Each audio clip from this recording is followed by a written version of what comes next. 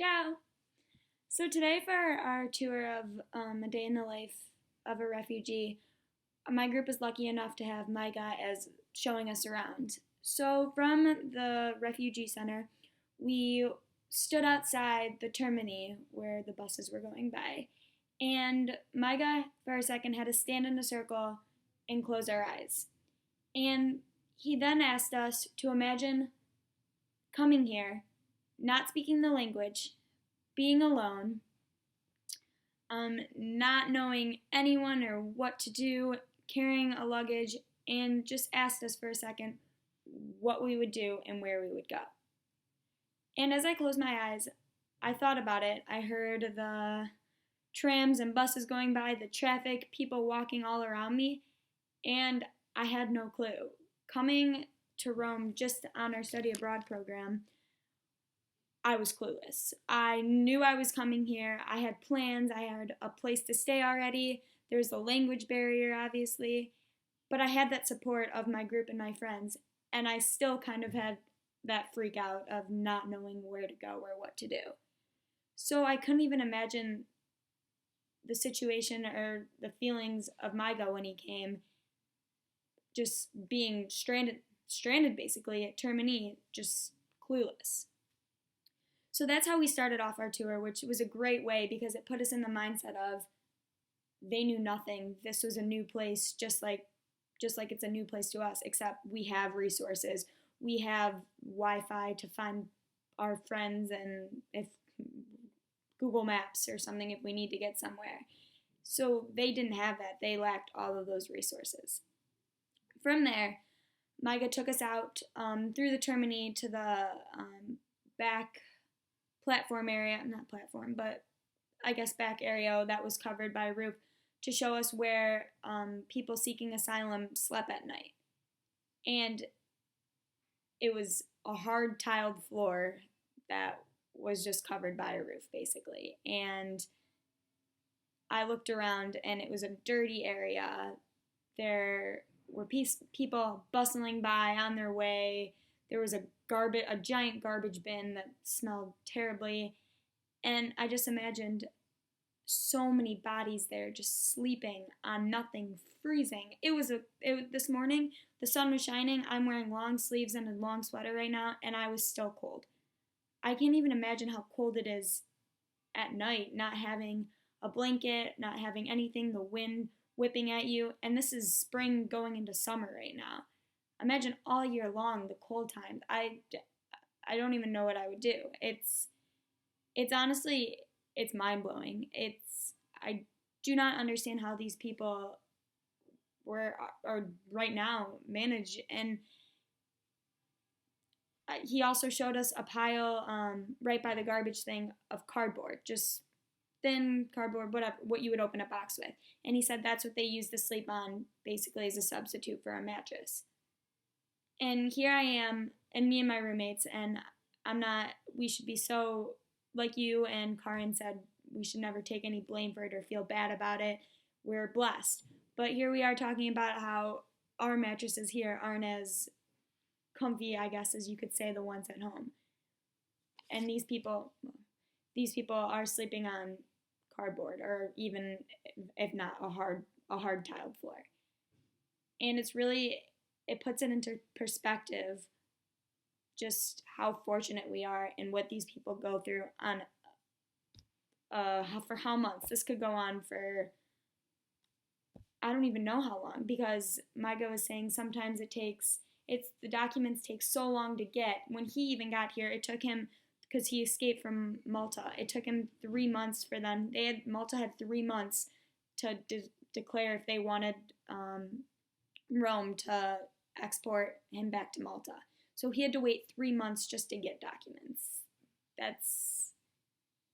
Think about how long the days here are. I'm exhausted just after one day. So just having that much time is wow. So from that platform, we walked around and things changed a little bit. So it was harder to get around places in the actual Termini because they made like gates that you couldn't go by. But we made our way to this other area that you went inside and it was there was heat in there. So he said that after a night like that, a bunch of people always met up in this after they went to go get their coffee and I think a piece of bread that they could get from this nunnery. They went and met up in this inside shelter, not shelter, but this inside part of the terminal that had heat because they were so freezing and cold from the night before. And that's just something for me hits home because I have terrible circulation. So again, it's a nice day outside and I'm still freezing and wearing winter clothes. So to me, that's just, I can't function when I'm cold. So that's another thing that just hit home for me, that they have to find places that will permit them to be warm and get out of the cold outside. So, Micah, I have so much respect for him. He's been here almost 4 years. He spoke before he got here 5 languages, and when he got here, he started taking Italian classes and is obviously not fluent, but knows and can understand a good amount of it. But he's just such a smart guy, and at the same time, he was talking to us, and he's just so positive. Like, we started off in this very, obviously very sad and horrible situation, showing us what people seeking asylum have to deal with. But from there, it's almost like he was building up to almost look at it from a positive outlook from how many like things or places and people were willing to help. Like the nun shelter that was right across the street from the Termini, where he's actually stayed, I think, before he was able to get his document, or before he was given a place to stay by the housing government. They gave coffee and bread away every day, and there was a few of those. And then he went on to about his daily, what he did each day, about how him and friends, they sat in this church in front of the park, in this park in front of the church, soaking in the rays. And from there, they went by the soup kitchen. There was these gardens that him and his friends always hung out in, and he made a lot of friends there, and it was really calming because a lot of them spoke like a common language. But that's just how they coped and they got along through their days. But within these coping and calming experiences, he talked about how in one situation they were in the gardens and all of the people seeking asylum there actually built a big tent, and how the police came one day and just knocked the entire thing down. They won't give them any housing in all the abandoned buildings that there are in Rome, but they'll come and knock down all what they build up in a park. And he talked about how it was such a power struggle because one police would come in and tell them they could do that, and the next would come and tell them they couldn't. And you can't argue with them because in this society, they were at the bottom. You can't argue against the Italians and especially the police. You basically do what they say. So they dealt with very rude people, very people that had the negative stereotypes of them. And he told us he still doesn't have any Italian friends because they're looked down upon, and that's even apparent in our culture back in the United States. Obviously not as much with refugees from what I see, but with homeless people. They're just negative stereotypes. You don't know what they've gone through. You don't know what they've seen or what they've experienced, but you just have that negative connotation of them. And then we also hit the Centro Estali, the Jesuit shelter and food helping center. And we stayed there for a good 20-25 minutes, and you could just see his face light up. He was there for an extended period too. And it was just the way he talked about it, how fortunate he was for them, voicing that. And me and my roommates and people back home, we go on day to day not saying what we're fortunate for even once. So, I mean, just the way he talked about it, how they helped him and how they've helped so many people, it's amazing to see that he, going from negative to negative event, how he can still have such a positive outlook on things and places that have helped him. I think throughout the entire tour and experience today, the thing that resonated most with me was when he explained that he's Muslim, yet he works in a Christian church. And his words after that were, and it's the most beautiful thing. And that just really resonated with me because he said that understanding other people and coexisting is how the world should be and how the world should work. And that just really resonated with me because I see, at least from my perspective in today's society, that a lot of issues abroad and even in our own country have to do with religions, or not even just religions, people that are different, that people we don't accept, people we don't give a chance or we don't get to know because we don't understand and we're only stuck in our own ways. And that also really resonated with me because he named off a lot of religions, whether you're Buddhist, Hindu, Jewish, that we need to coexist. And it's so beautiful that he gets to coexist and understand and be accepted even when he's not Christian and he's Muslim. And coming from a Jewish family, obviously my grandparents are Holocaust survivors, faced that persecution. So that's a big thing that hits home for me because people don't want to coexist. And I think it's really beautiful that he realizes how great, how wonderful it is. So that really resonated with me with what he said about that. So that's down. Going off of Michigan State's mission statement, the part that highlights that it's about expanding human understanding. I think this experiment really allowed me to expand my understanding of what this situation actually is in the daily life of what a refugee goes through.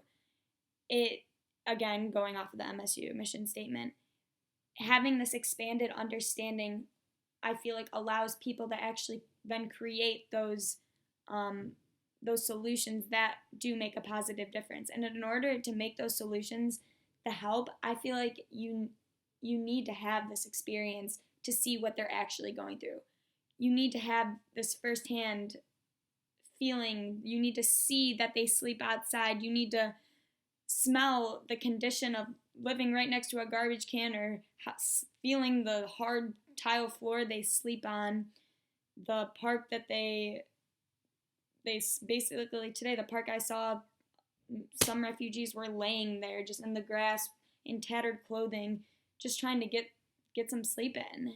And I think actually experiencing it firsthand instead of reading about it, maybe seeing pictures about it, hearing media that butches any realistic view of it, I feel like you can't really understand until you see it. And I think that's what that experience gave me today, at least, a new perspective, because up until this point, I hate to say it, but I was so ignorant and naive to even what a refugee was. Like, I couldn't have told you the definition of one, nor could I have really explained what they go through. I had the same negative, I actually didn't even really have a connotation, but if you were to ask me what it was probably the same negative stereotype that most people in America have, just based on what I hear about all the Syrian stuff, which is not even really what I hear, it's just the media.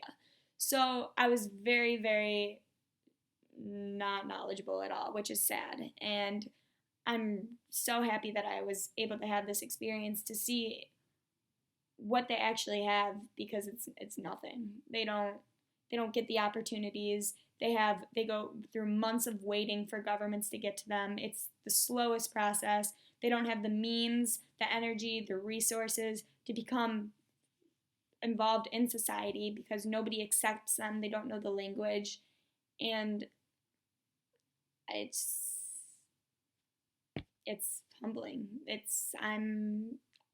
I was honestly speechless. It was such a great experience, and having Micah as our leader, it made me smile because he is such an inspirational person, and he smiled the entire time.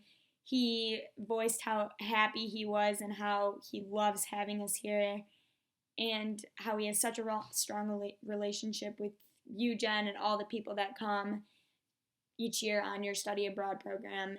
And it's great to see that even in such negative situations, there's people that still are able to be so positive and keep smiling, because I know that in my own situation at home, especially just in my apartment with my 3 other roommates, the stuff that we complain about is so small and incomparable to what these people experience on an hourly basis. So, really, thank you for this experience and setting this up. I know it was your first year doing it, but I highly recommend you to keep continuing this in the following years. So, I hope you enjoyed your experience just as much. Ciao, Bella!